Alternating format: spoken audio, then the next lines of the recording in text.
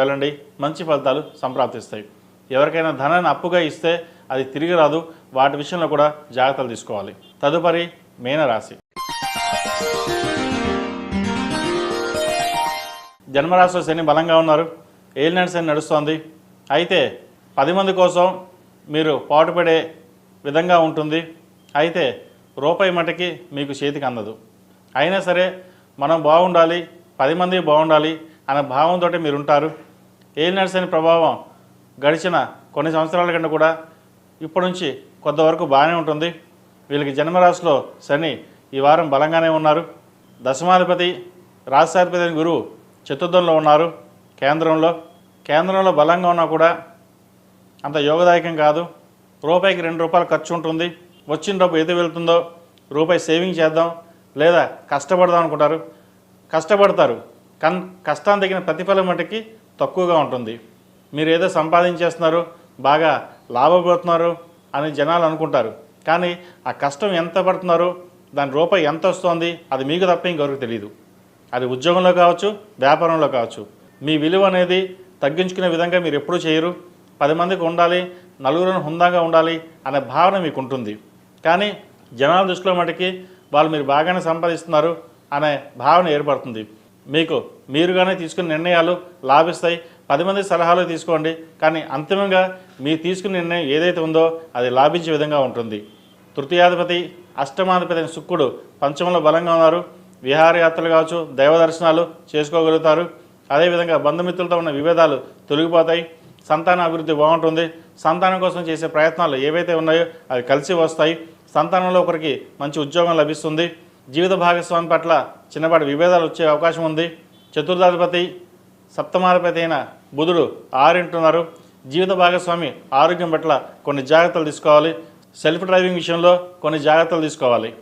ఈ రాశిలో జన్మించిన విద్యార్థులకు కాలం అనుకూలంగా ఉంది. అయితే పెద్దల మాట పక్కన పెట్టి మీ సొంత నిర్ణయాలు తీసుకోవడం వల్ల కొంత నష్టపోయే అవకాశం గోచరిస్తోంది. ఏదైనా సరే మనం తీసుకున్న నిర్ణయాలు అంతగా లాభించవని గుర్తించండి. ప్రస్తుతం చదువుతున్న విద్యార్థులు ఫ్రెండ్ సర్కిల్స్లో దూరంగా ఉండడం, చదువు మీద దృష్టి సారించడం, అదేవిధంగా ప్రేమ వివాహాలకు సంబంధించిన విషయ వ్యవహారాల్లో చాలా దూరంగా ఉండడం చెప్పదగినది. అది భవిష్యత్తులో మీకు ఇబ్బందికరంగా ఉంటుంది. ఏదైనా సరే ఒక నిర్ణయానికి వచ్చేటప్పుడు ఇటువంటి సలహాల్లో పెద్దవాళ్ళ సలహాలు తీసుకుని ముందుకు వెళ్ళండి. సొంత నిర్ణయాలు పనికిరావు. విదేశీ సంబంధించిన విషయ వ్యవహారాలు కాస్త నత్తనగ్గా ఉంటాయి. విదేశాలకు వెళ్ళాలనుకునే ప్రయత్నం చేసే వారికి కాస్త ఆలస్యం అవుతుంది. ఏవైతే మీరు ప్రయత్నాలు చేస్తున్నారో వ్యయంలో రాహు మీరు అంత అనుకూలంగా లేదు. విదేశాలకు వెళ్దాం అనుకుంటారు, అన్ని టికెట్లు బుక్ అవుతాయి, కానీ వెనక్కి రావాల్సిన పరిస్థితి ఉంటుంది. ఒకసారి టికెట్లు కూడా బుక్ చేసుకోకుండా వీసా విషయంలో ఇబ్బంది పడే విధంగా కూడా గోచరిస్తుంది. మీరు ఒక పని అనుకుంటారు, ఆ పని వెనక్కి వెళ్తుంది.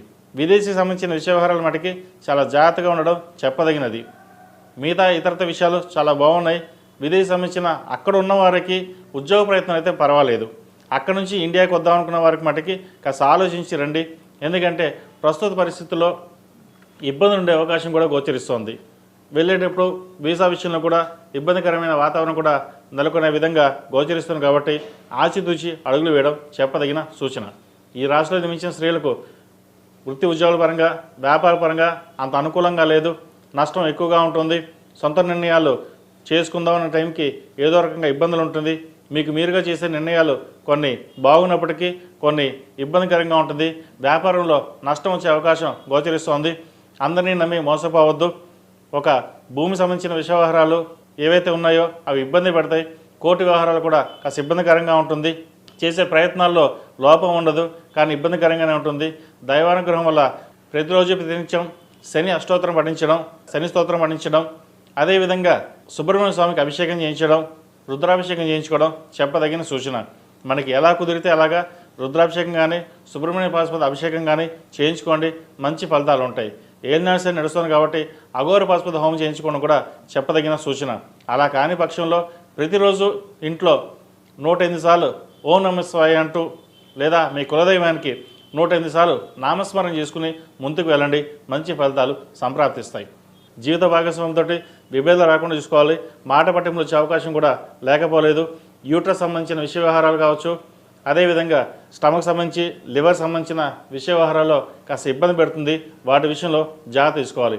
ప్రతిరోజు ప్రతినిత్యం జిల్లేడు ఒత్తులతో దీపారాధన చేయడం, అదేవిధంగా గణపతి స్వామి వారికి ఒక బుధవారం నాడు అభిషేకం చేయించండి, అన్ని విఘ్నాలు తొలగిపోతాయి.